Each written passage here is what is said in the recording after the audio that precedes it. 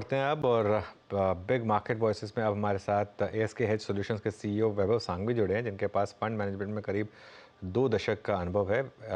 Ask से पहले वैभव Avendus capital, ambit investment और डीएसपी मेरिल लिंच के साथ भी काम कर चुके हैं। वैभव रिस्क एडजस्टेड रिटर्न्स में काफ़ी अच्छी पकड़ रखते हैं और आइए उनसे समझते हैं कि कैसे वो मार्केट को देख रहे हैं। काफ़ी सिग्निफिकेंट कंट्रीब्यूटर रहे हैं वैभव एआईएफ को एक्सपैंड करने में इंडिया में। वैभव जी, गुड मॉर्निंग। क्या मार्केट में इस समय हेज करके चला जाए या ऑल इन रहा जाए? क्या इन्वेस्टमेंट अप्रोच रहेगी यहाँ पर?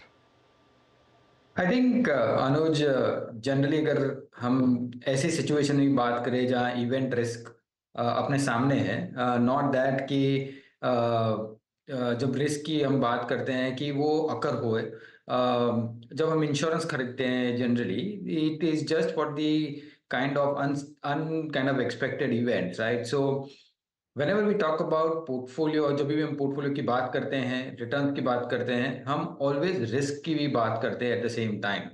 और जब हम रिस्क की बात करें इस वक्त, तो इट्स ऑलवेज गुड कि एक प्रोटेक्शन के साथ चलें, और स्पेशली जो ट्रेडर हैं उसके लिए, लॉन्ग टर्म इन्वेस्टर के लिए doesn't matter, purely because from a long term perspective India की स्टोरी बहुत ही बेहतरीन है।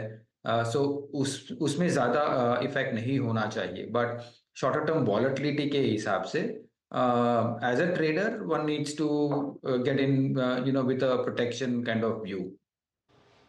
ओके, बिल्कुल। तो इस समय आपके थीम्स क्या हैं? किन मेजर थीम्स में आप इन्वेस्टेड हैं? कहाँ पर आप ओवरवेट हैं इस समय मार्केट में? सी आई थिंक दो क्रिटिकल थीम देखनी चाहिए, एक ग्लोबल की तरफ से और एक लोकल की तरफ से। ग्लोबल की हिसाब से हम देखें तो जिस हिसाब से ब्याज दरें एज एक्सपेक्टेड घट नहीं रही है, और उसी के कारण हम देखे हैं कि रिसेंट पास्ट में एक इमर्जिंग मार्केट में थोड़ा सेल फ्लो दिखा है, और साथों साथ हम ये भी देख रहे हैं कि थोड़ी रीबैलेंसिंग टुवर्ड्स चाइना भी हुई है। तो उस कारण हमने देखा है कि इंडिया मार्केट पर्सपेक्टिव से थोड़े आउटफ्लो हुए हैं, और उसी के कारण हम टॉप लाइन और probably I would say large cap में as compare to mid cap kind of basket हम थोड़ा प्रेशर देख रहे हैं ना। वो है ग्लोबल की तरफ से आकलन, but from a local perspective सभी को मालूम है कि I think the event is up there, but from a longer term perspective, I think when we talk about themes or sectors, और ये assumption के साथ हम चल रहे हैं कि जो current dispensation है will continue।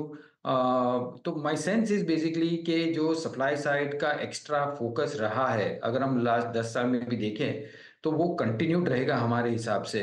और अगर वो continued रहता है तो definitely industrial space including cap goods and any other ancillary industries, जो हालांकि एक्सपेंसिव है बट फिर भी हमें लगता है कि वो एलिवेटेड लेवल्स पे ही रहेंगे। सो यहाँ किधर भी घटा, आई मीन अगर प्रॉफिट बुकिंग होती है तो ये एक सेक्टर खास करके ध्यान रखना चाहिए। इन एडिशन टू दैट हमें लगता है रूरल फोकस थीम्स जहां हम मानसून की रिकवरी देख सकते हैं, जो कंज्यूमर स्टेपल्स जो लास्ट 1 साल से बहुत ही डल है, आई थिंक वहाँ एक रिकवरी की गुंजाइश है।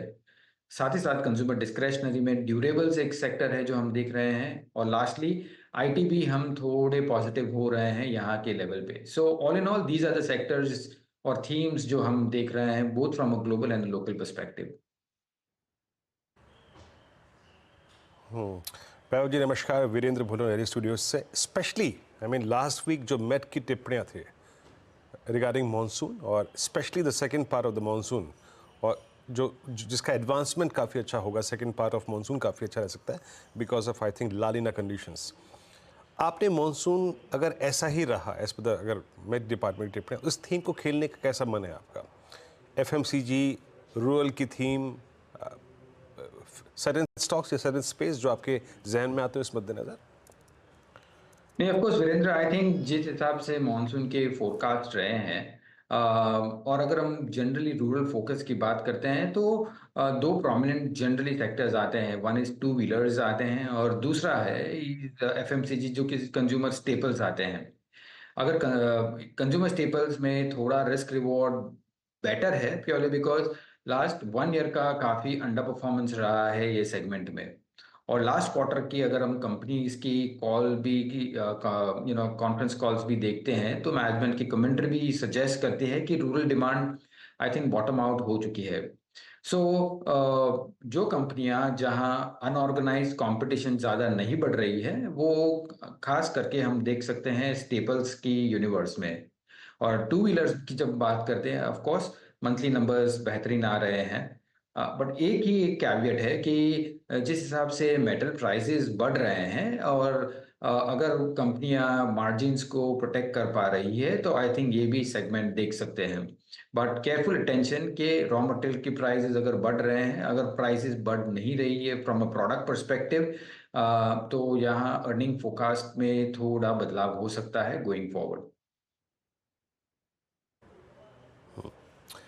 अच्छा वैभव जी, इलेक्शन के मतलब रिजल्ट्स जैसे रहेंगे, आपकी भी खुद की एक रीडिंग होगी, ज़रूरी नहीं है कि आपका मत पब्लिक डोमेन में जो भी फिगर्स घूम रही है उससे संबंधित हो, आपकी खुद की एक रीडिंग होगी।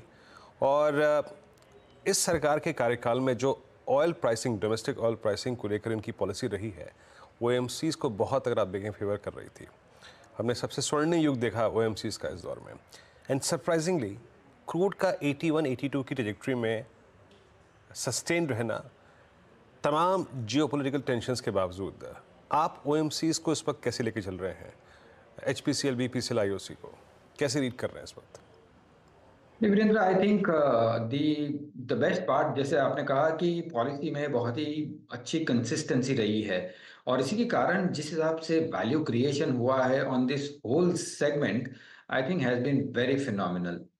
साथों साथ जो एक पहलू जो जनरली नज़रअंदाज हुआ है इज बेसिकली कि अगर एक 1.5 साल के पहले की बात करते हैं या 2 साल के पहले की बात करते हैं तो काफ़ी एक ESG का बहुत ही काफ़ी टॉपिक डिस्कस होता था और इसी के कारण हम देखे थे कि फॉसिल फ्यूल से लेकर जो भी कंपनियां थी वो काफ़ी प्रेशर में आ गई थी और इसी के कारण उनके वैल्यूएशंस भी डिक्रीज हुए थे। जैसे जैसे उस वो काइंड ऑफ डाइल्यूट होते गया आई थिंक ये सारी कंपनियां on that basis came to the normalised level of valuations और उसको ज्यादा किकर मिला है गवर्नमेंट की कंसिस्टेंट पॉलिसीज के कारण as well. Having said that, अगर हम आगे की बात करें फोकस नेक्स्ट 1 ईयर 2 ईयर्स की बात करें, one thing we need to understand कि ये at the end of it ये सिक्लिकल इंडस्ट्री है और काफ़ी डिपेंड करता है कि from a global perspective refining margins किस बाजू बैठते हैं। हमें लगता है कि refining margins in that terms I think sustain करेंगे। So from an earnings perspective ये डिसेंट रहेंगे, बट अगर हम ग्रोथ की बात करते हैं तो I think that is something which we may not very well forecasted in the sense that कि ये वैल्यू पिक है rather than growth pick in our sense. Okay, अच्छा, आपने बात की, आपने कहा आईटी पर आप पॉजिटिव हो रहे हैं। क्या मतलब ये अभी आप व्यू चेंज कर रहे हैं या हमेशा से पॉजिटिव रहे हैं?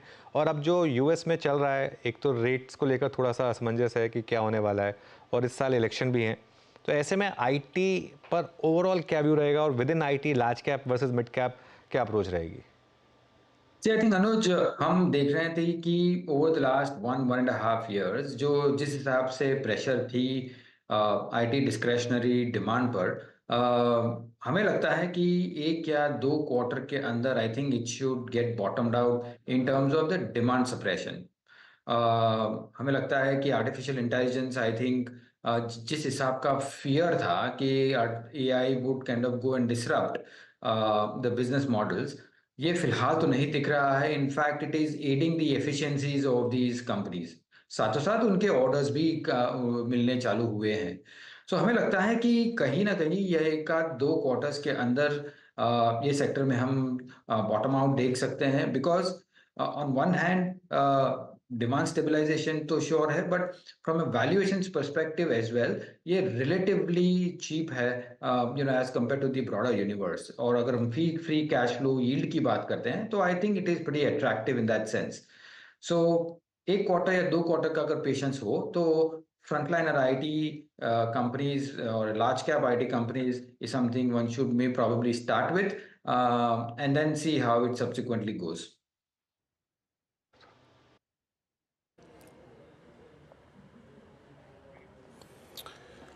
चलिए वैभव जी, बहुत बहुत शुक्रिया, आप इस कार्यक्रम में शामिल हुए, सभी सेक्टर्स पे और इंडस्ट्रीज पे अपना व्यू रखा आपने। बहुत बहुत शुक्रिया इस कार्यक्रम में शामिल होने के लिए।